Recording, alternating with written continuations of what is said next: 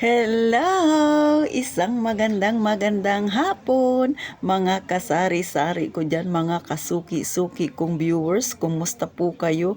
Kumusta ang inyong tindahan? Pag nangangamusta ako minsan, nung nakaraan nagbasa ako ng comment, may isa akong comment na napatawa talaga ako. Sabi niya, eto Ate Tintin, palubog na, ubos na lang mangungutang. Ay nako kayo mga kasari, oh.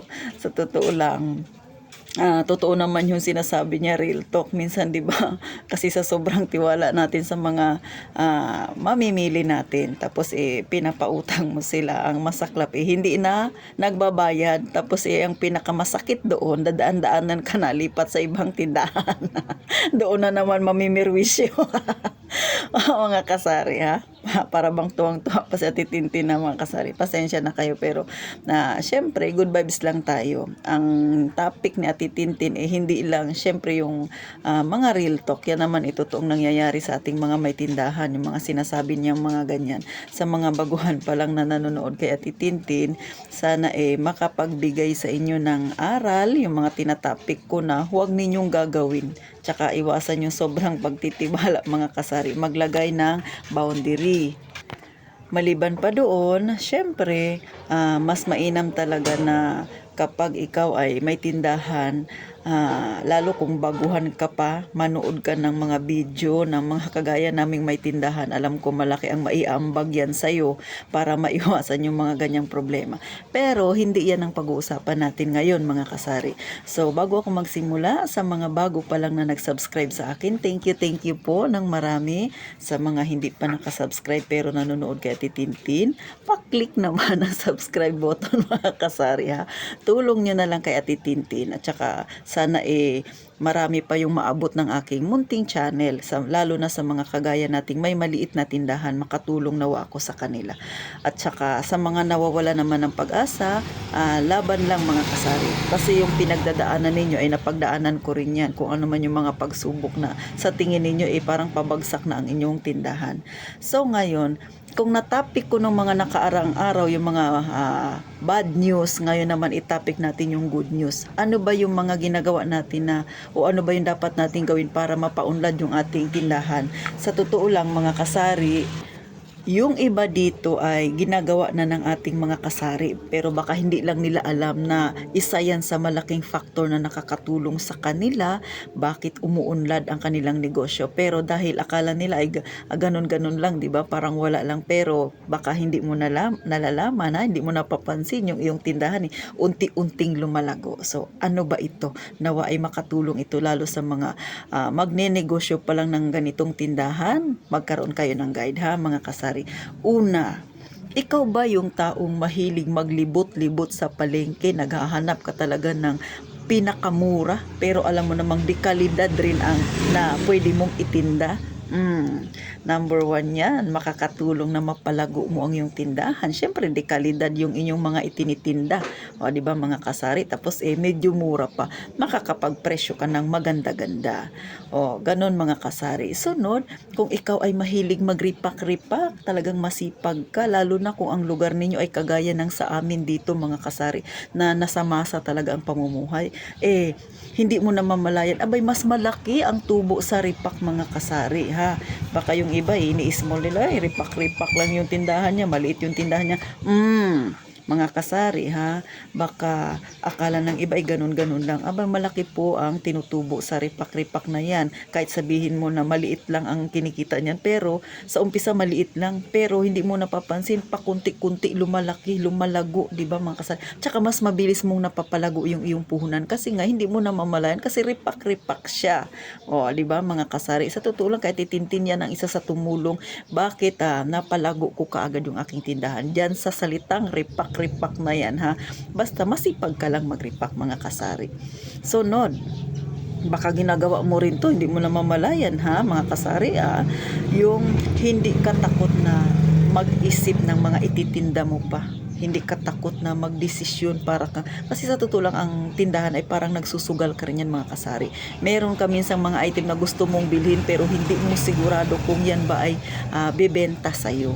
pero yung iba hindi takot na i-take yung risk, o di ba mga kasari? Pero magaling din siya. Bakit? Hindi siya bibili muna ng marami, bibili siya ng konti muna, itatry niya muna, ima-market niya muna diyan sa kanila. So magaling siyang mag-sales talk, magaling siyang mangumbinsi ng kanyang customer para bilhin yung kanyang bagong produkto na ititinda. Sunod, pang number 3 tayo ha mga kasari. So, siya ay mahilig mamili, kumbaga magaling siyang mag-isip, magaling siyang magmasid sa kanyang mga paninda. O yung paninda mo, yung masdan mo kasari ha, wag yung paninda ng kapitbahay mo.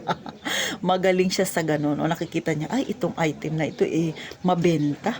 Tapos tingin ko dapat pala dito ako mag-stock ko, 'di ba? Mga kasari, may mga ganong tao yung mapagmasid talaga sila kung ano yung palaging mabenta sa kanila, mabilis maubos. So doon siya magpo-focus ngayon. At alam niya rin yung mga slow moving niya na item, mga kasari. Syempre, magaling siya diyan, mahilig siyang mag-check ng kanyang paninda para maiwasan na expiration. Kasi nga syempre, alam niya na itong paninda na ito yung mabilis eh. So dito ako magtatambak ng maraming paninda. Etong paninda ko hindi masyado mabenta, ma-check nga kung kailan na expiration. So nakikita niyo mga kasari, kung ganyan ang pag-uugali ninyo, okay na okay yan mga kasari. Hindi mo na mamalayan na ang iyong tindahan pala ay dumadami na mga kasari. O diba? Kasi kumbaga doon ka nag-stock sa mabilis mabenta, lagi kang bumibili, laging ubos. So hindi mo napapansin ang puhunan mo, laging umiikot mga kasari. Kaya isa rin yan sa dahilan bakit mabilis ang paglago ng iyong tindahan. At syempre pa, yung pang-apat natin na baka hindi mo alam na ginagawa mo ito, na napapansin mo lang parang hindi naman kaagad Ate Tintin lumalago ang tindahan ko, pero ito lahat ang ginagawa mo. Huwag kang pakakasiguro mga kasari. May mga ganyan na akala mo hindi lumalago kasi yung paninda mo nakasteady lang sa dami, ganun lang. Pero i-check mo ang benta mo mga kasari. Kung ikaw ay mahilig maglalagbook, katulad kay Ate Tintin, may logbook talaga ako ng araw-araw ko na sales. Nakikita ko kung tumataas o bumababa. Tapos pag nililingon ko ang aking tindahan, paunti-unting dumadami ang stock ko. Kasi syempre, hindi mo na mamalayan. Busy ka sa yung tindahan. So ngayon, ang pang-apat na natin na baka ginagawa mo, baka ikaw ito, magaling kang humawak ng pera. Kumbaga ikaw ay sinasabi nilang kuripot, kung ikaw ay sinasabi nilang mahirap lapitan. Bakit? Kasi hindi ka basta-basta bumibitaw ng pera. Kasi alam mo kung gaano kahirap ang kumita ng pera. O di ba? Pag pupunta ka ng palengke, ay hindi mo na ako bibili ng ganito kasi para sa tindahan ko. Tsaka kaya ko sinabing magaling ka humawak ng pera kasi hindi mo pinagsasama yung pera mo sa tindahan at pera mong personal. O di ba mga kasari? Number 1 niya na okay na okay. Bakit? Pag pera ng tindahan, tindahan lang. Huwag mong kukunan para ipambili mo ng kapritsyo mo, ng iyong na kumbaga hindi naman siya para doon, kinukuha mo yung pera na yun. Hindi, yung pera ng tindahan mo ay sa tindahan yun, hindi yun iyo, sa negosyo mo yun. Di ba mga kasari? Oo, bagamat ikaw ang humahawak nun, pero paano mo mapapalago ang tindahan mo kung pagsasamahin mo ang personal at ang pera ng iyong negosyo? Kaya kung yan ang ginagawa mo mga kasari, mag-check ka sa yung pera, sa yung paninda, sigurado ko hindi mo lang napapansin, lumalago na yan kasi magaling kang humawak. So, ganun mga kasari. Sa totoo lang, ako mga kasari, may experience. Pag namamalengke ako, yung dinadala kong pera ay sa tindahan lang. Hindi ako dumadala ng mga pansarili kong pera. Bakit? Kasi ako ay medyo impulse buyer. Ganun. Kumbaga, pag may nakita ako medyo maganda, hindi naman madaling mahikayat. Pero kasi habang tumatagal na nag-ikot-ikot ako doon, di ba, parang nakukumbinsi ka na, bibili ako noon. Kung wala kang dalang pera na para doon, hindi ka mapipilitang bumili kasi alam mo yung dala mong pera ay para yun sa tindahan mo. Kaya pigilan mo yung sarili mo, disiplinahin mo yung sarili mo. Hindi yan sa'yo na pera, sa tindahan mo yan. Tsaka iniisip ko, kung bibili ka niyan, hindi naman tutubo, hindi naman kikita. Kung yung bibilhin mo para sa tindahan mo, kikita pa yan. So, lagi mong isiksik yan sa isip mo na yung perang para sa negosyo mo ay hindi yan sa'yo.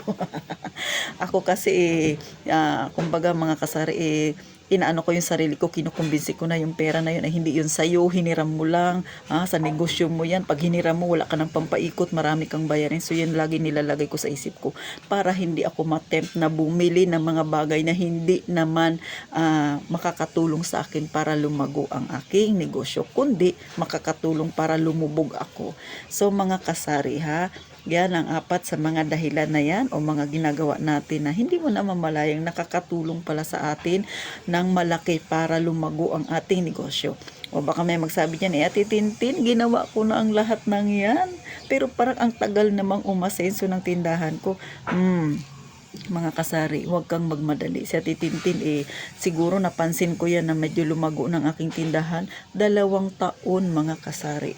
Ganon katagal ko siyang napansin na lumalago, dumadami ang aking paninda. So ibig sabihin, pakunti-kunti, lalago din yan.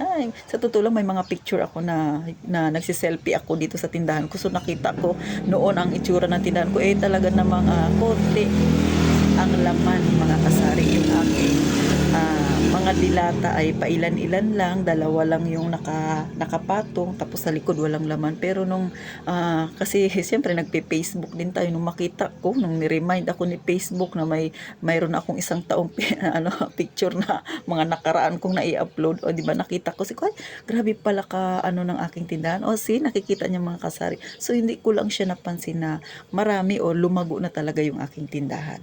So paano mga kasari? Sana nakatulong ito sa inyo, sa mga nawawala ng pag-asa dyan. Huwag magmadali mga kasari. Ang pagnenegosyo ay hindi yan contest mga kasari.